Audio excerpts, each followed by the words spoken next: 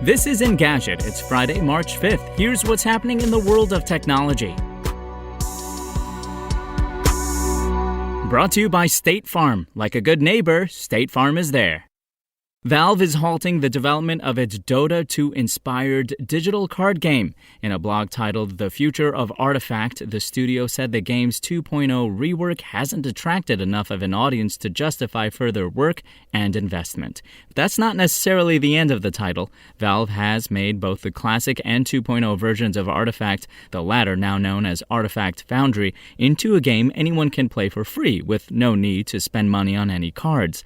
However, neither version will get any future updates. Announced during Valve's Dota 2, the international tournament in 2017, Artifact came out toward the end of 2018, and while Valve said initial sales were good, the game quickly hit a wall. One significant problem was that the company expected players to pay $20 to start playing the game and then spend additional money to purchase booster packs. People also found that Artifact was stingy at giving away free cards in a way that not even its free-to-play competitors try to pull off.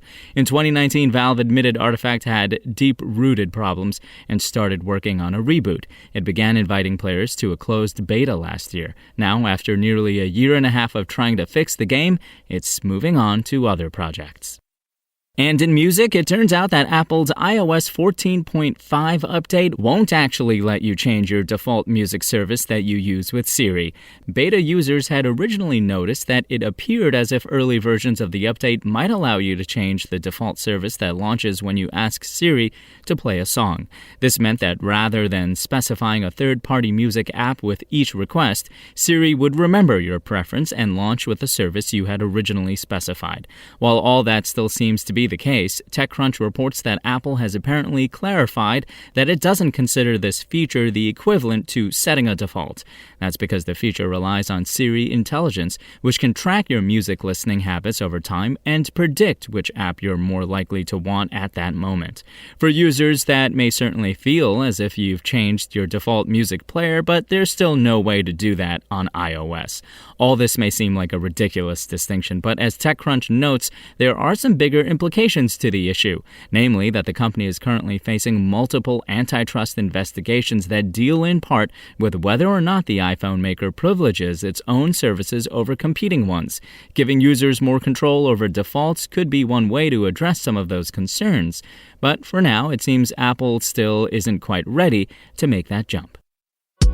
If you want to catch the latest tech news as it's happening, check out Engadget.com or tune in again every weekday.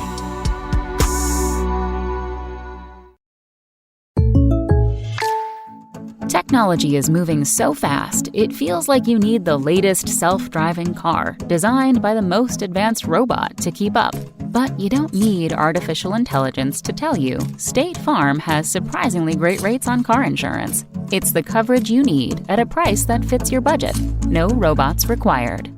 Like a good neighbor, State Farm is there.